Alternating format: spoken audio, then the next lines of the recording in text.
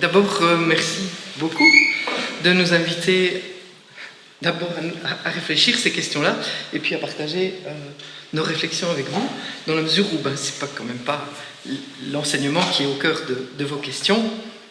Et donc, quand Taoufik m'a demandé si j'étais d'accord de venir partager notre expérience sur les questions de rupture, ma première réaction, ça a été ce ne sera pas très difficile. Les ruptures sont évidemment très très présentes dans notre boulot. Pourquoi ? Parce que quand les enfants arrivent chez nous, ils viennent d'ailleurs. Le passage en enseignement spécialisé, c'est juste un passage. Et donc ils iront ailleurs après. En plus, quand ils arrivent en enseignement spécialisé, c'est que ça ne s'est pas très très bien passé avant. Mais aussi parce que l'école, ce n'est pas le lieu des parents ou le lieu des éducateurs du SRJ. Ça m'arrive très très souvent de voir un enfant qui se met à pleurer parce qu'il veut sa maman, parce qu'il veut rentrer. Cette séparation-là est difficile à vivre. Et puis parce qu'à l'école, la structure même du système scolaire est inscrite dans des questions de séparation et de rupture. Chaque année, ou presque, on change de prof. Est-ce que ça va marcher ? Est-ce que je peux encore rester un an chez Monsieur Loïc ? C'était quand même vraiment bien. Puis parce qu'au cours d'une même journée, on va passer du lever avec un éducateur, puis on prend le bus avec d'autres intervenants, on arrive à l'école, il y a quelqu'un qui surveille. Chez nous, c'est les profs, donc ça limite quand même un petit peu le nombre d'intervenants, mais après on va en classe, on a notre titulaire, puis après on a gym ou religion morale, et puis il y a les récrés, puis on reprend le bus, puis on rentre au SRJ. Et donc oui, la journée scolaire, la vie scolaire est émaillée de ruptures qu'on essaye les plus douces possibles. On essaye d'en faire des mini-ruptures. Aussi parce que la vie des enfants qu'on accueille a été émaillée de ruptures inquiétantes au niveau familial et au niveau social. Évidemment que c'est angoissant. Les changements de lieu de vie s'accompagnent très souvent d'un changement d'école, même si on y était bien. Et c'est vrai que nous, on essaye, on n'est pas toujours très entendus, mais on essaye de proposer que ces deux lieux de vie que sont le SRJ et l'école ne changent pas en même temps. Voilà, on me répond que c'est quand même pas facile à organiser et que l'école, ça passe un petit peu, la perception que les enfants puissent s'inscrire dans une école et qu'une école n'est pas l'autre, ça semble passer un petit peu en arrière-plan. Alors, sans doute, c'est parce que c'est difficile à organiser, peut-être aussi que c'est parce que c'est un impensé. Et donc, pour moi, vu de l'extérieur, la question de la rupture organisée, que ce soit dans le secteur de l'aide à la jeunesse en très large, comprenant aussi évidemment les SRJ, c'est pas toujours pensé. Puis il y a le passage en secondaire. Le passage en secondaire fait rupture, c'est évident. Et donc, ça en fait juste une en plus. Mais il y a aussi que apprendre à lire et à écrire, c'est apprendre à mettre ensemble et à séparer des signes pour en faire des mots. Mais si les mots sont attachés les uns aux autres, on n'arrivera pas à y trouver du sens, à en faire des phrases, à en faire un texte, à en faire une histoire. Dans l'alphabet, il n'y a que 26 lettres. C'est la manière dont on les assemble qui crée des mots, qui crée des contextes, qui crée des articulations, qui rendent possible qu'une histoire se raconte. Et les lettres ne prennent sens qu'en étant attachées avec certaines et séparées de d'autres. L'école, c'est un vrai laboratoire de tous ces petits dispositifs de liens qui soignent les transitions. Les devoirs, c'est à ça qu'ils servent. En tout cas, chez nous, c'est comme ça qu'ils sont pensés. Ils ne servent que à montrer dans mon lieu de vie que je sais faire. Le cahier de comportement, le bulletin, le journal de classe, le fait qu'il faut vraiment signer tous les jours. Alors, je sais bien que c'est un peu ardu, mais c'est pour manifester cette question du lien, de la transition, de je rentre, je sors, je vais à. Les réunions, ça participe à ça. C'est apprendre à entrer, sortir, tisser une continuité, un fil dans une discontinuité. Mais du coup, en réfléchissant à la journée d'aujourd'hui, je me disais, mais est-ce que ça, c'est vraiment des ruptures ou est-ce que c'est des séparations ? Quelle est la différence ? Donc j'ai un petit peu travaillé sur ces questions en me disant, est-ce que c'est une question d'intensité ? Est-ce que c'est une question d'effet ? Est-ce que c'est de quoi qu'il s'agit ? Et puis, je me suis rendu compte que quand on parle de rupture, On parle du lien lui-même. C'est ce qui fait lien qui se rompt, la digue qui se rompt sous la pression, l'engagement, la relation, l'harmonie, le courant électrique, un interrupteur. Et ce qui existait et qui se rompt n'existe plus. Le mot rupture affirme de manière implicite l'existence de, je suis désolé, je travaille dans une école, mais de 1 plus 1 égale 3. Quand les relations se rompent, le 3 de ce 1 plus 1 n'existe plus, il vole en éclats. Quand on parle de séparation, on parle d'autre chose. On parle de chaque élément qui va retrouver sa propre identité. On distingue, on s'éloigne, on met à part. Et là, 1 plus 1 égale 2. D'ailleurs, on parle de rupture, de rompre, mais avec séparer, on peut se séparer. Se rompre, c'est quand même plus difficile. Et donc, si notre travail était de lutter contre les ruptures pour permettre simplement de se quitter, de continuer sa route avec ce que la relation avec toi m'a permis d'apprendre, de ce petit plus qu'on a vécu ensemble, de revenir en ayant laissé de moi l'envie de me revoir. Si notre boulot c'était ça, d'apprendre à entrer, à sortir, à séparer, à distinguer, à isoler, à mettre à part, pour pouvoir mettre ensemble, pour risquer d'autres configurations que celles que je connais déjà, celles dont je suis sûre qu'elles font mal, alors oui, bien sûr, il cherche à provoquer cette rupture. Je pourrais prendre l'exemple d'un enfant dont on parlait tout à l'heure, en attendant le début, d'un enfant qui est arrivé chez nous et est arrivé en SRJ au même moment.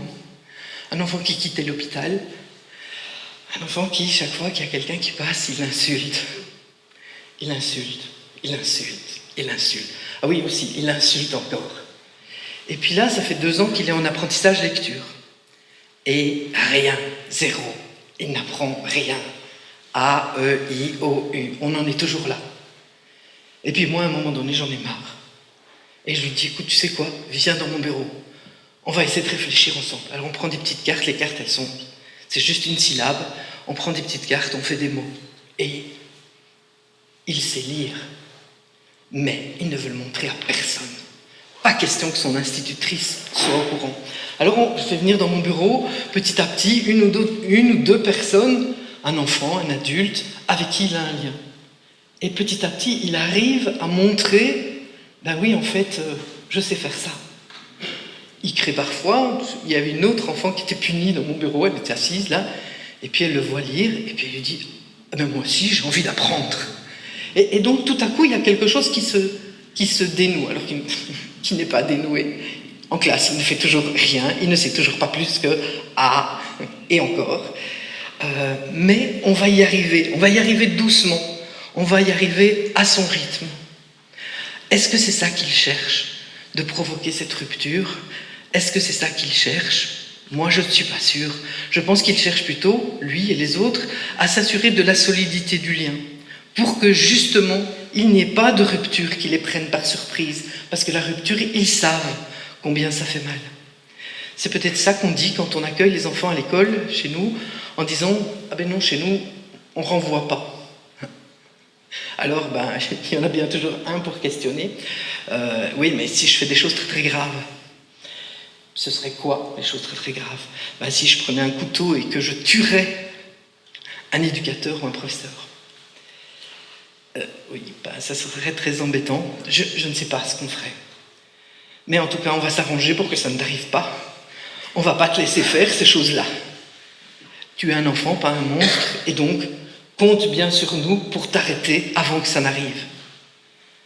Et donc il questionne, il est allé voir, l'enfant auquel je pense comme ça, il est allé voir 5 des grands chez nous en disant « Et c'est vraiment vrai ?»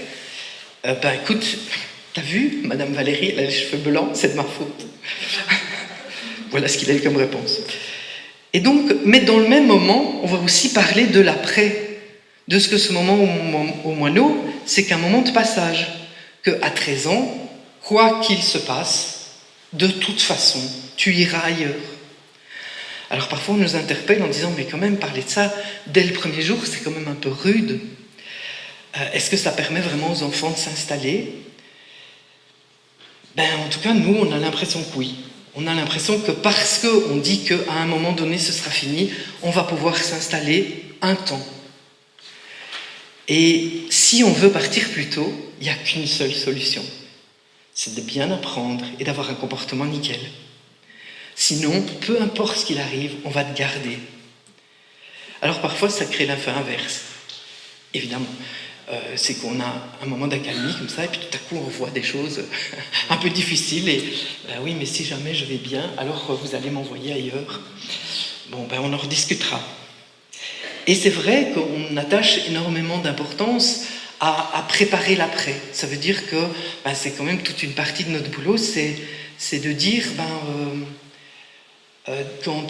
qu'est-ce que vous aimeriez faire plus tard? Et on a ce qu'on appelle chez vous aussi, j'imagine, un projet à venir. Et donc, on travaille vraiment ces questions-là. On travaille vraiment l'image que j'ai d'un boulot que je pourrais avoir.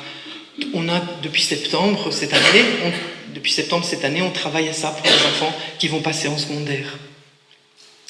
Et donc, on a un autre enfant là, qui est chez nous depuis un certain temps, qui a une histoire faite de ruptures multiples, d'adoption, d'hôpital psy, d'arrêt de prise en charge, des babysitters qui ne voulaient plus venir, un enfant qui a été renvoyé de stages multiples et tout ça.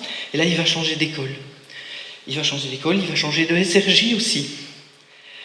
Et donc, on va visiter ensemble sa nouvelle école. Et il me dit, bon, quand je viendrai m'installer ici, est-ce que tu viendras aussi avec ma maman et mon éducateur? Non. Mais par contre, ce que tu peux faire, c'est, quand tu es installé, tu me téléphones. Et tu téléphones à ton éducateur. Et tu leur racontes comment elle est ta chambre. Est-ce que tu as mis... Et on peut réfléchir ensemble à te donner une photo de l'école. On peut réfléchir ensemble, et on fait ça en fin d'année. Et on a une petite cérémonie comme ça, où effectivement, on donne à chacun... Alors, l'année passée, c'était une petite tasse avec une photo dessus, pour qu'il puisse emmener avec lui un peu de ce quelque chose de bon qu'on a vécu ensemble. Alors, ça me fait penser... Donc, je travaille comme assistante sociale à l'école des Moineaux, mais j'ai aussi un autre mi-temps comme anthropologue. Je sais que c'était prévu que ce soit juste des gens de terrain, mais je trouvais que dans le cadre de mon boulot comme anthropologue, j'ai fait une recherche sur... les effets du passage à la majorité pour les jeunes en errance à Bruxelles. Et ça change d'avoir 16 ou 19 ans. Et j'ai rencontré, alors je me permets une petite digression, parce que j'ai rencontré un certain nombre de jeunes dans ce cadre-là. Et par exemple, une fille qui avait quitté le centre depuis quelques années et qui me disait avoir reçu un SMS de son ancien éducateur pour lui dire qu'il avait eu un bébé. Ok. Et elle me dit, mais tu sais, s'il ne m'avait pas prévenu, je ne sais pas ce que j'aurais fait. Ça fait longtemps qu'elle a quitté le centre, elle a 25 ans aujourd'hui, donc voilà. Mais ça reste, pour ces jeunes, pour ces enfants, pour qu'ils aient tellement été fragilisés, eh bien, il faut qu'on veille à cette sécurité. Alors, pour qu'on puisse se quitter, pour qu'on puisse faire des allers-retours, pour qu'on puisse revenir, eh bien, il faut vraiment qu'on ait un sentiment que ce lien va perdurer. Le nombre d'enfants qu'on a chez nous qui reviennent pour dire bonjour. Thomas, mon directeur, il a eu hier un coup de téléphone d'un gamin qui sortait de l'école parce que, je sais pas, il s'était énervé, et donc il téléphonait, mais donc c'est un enfant qui est plus chez nous depuis 3 ans, il téléphonait pour dire, bon, ça ne va pas, je me suis énervé avec l'éducateur, qu'est-ce que je dois faire? Thomas lui dit, tu retournes à l'école et tu t'excuses. Et c'est comme si les outils, ils ne les avaient pas. Et que si quelque chose peut faire lien à travers le temps, ils peuvent se réapproprier les outils. J'ai rencontré une jeune femme qui m'expliquait qu'elle avait toujours un morceau de chocolat que l'assistante sociale de son école lui avait donné. Ah oui, elle avait changé d'institution, elle avait été en rue pendant très très longue période, mais le morceau de chocolat l'avait accompagnée partout. Voilà, je vais juste achever là-dessus parce que je trouve que c'est un bel exemple de cette question du lien qui permet... Alors, oui, elle a été en rue, elle a quitté l'institution, elle a fait pique-pendre, mais comme les enfants que vous avez, en tout cas ceux que vous avez qui sont chez nous, c'est comme ça, ceux que nous on a, c'est comme ça, ils questionnent ce lien à travers tout.